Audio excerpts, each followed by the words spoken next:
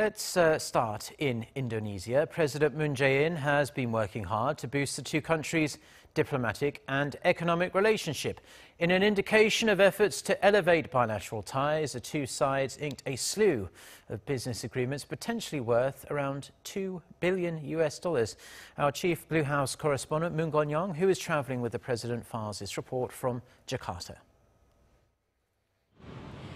Boasting a 260 million strong population and an economic output that represents nearly 40% of the entire ASEAN region, Indonesia has long shared its economic interests with South Korea.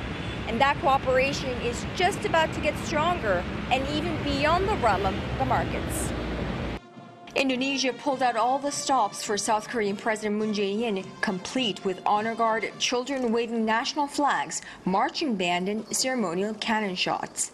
Despite the unexpected rain and gray skies, the presidents of South Korea and Indonesia shared ample amount of bonding, from an extensive one-on-one on the balcony, tree planting, and even a surprise trip to a nearby mall in a buggy driven by Mr. Widodo himself. Sharing the view that it is opportune for both to elevate their relationship to a whole new level, the two agreed to facilitate investment in various fields including tourism, energy, and infrastructure, confirming new business deals worth $1.9 billion. 앞으로 양국 간 협력을 아세안은 물론 아시아 전체의 평화와 번영을 위한 협력 관계로 발전시키기 위해 한 인도네시아 양국 관계를 특별 전략적 동반자 관계로 격상하기로 합의했습니다.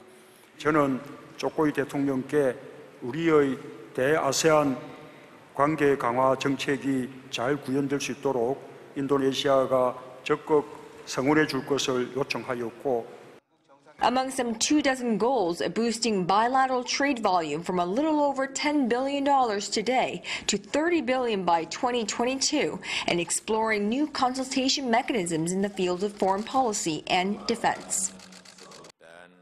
Indonesia reaffirms our stance and urged North Korea to immediately comply with its obligations under the UN Security Council resolutions aimed at denuclearizing the Korean peninsula.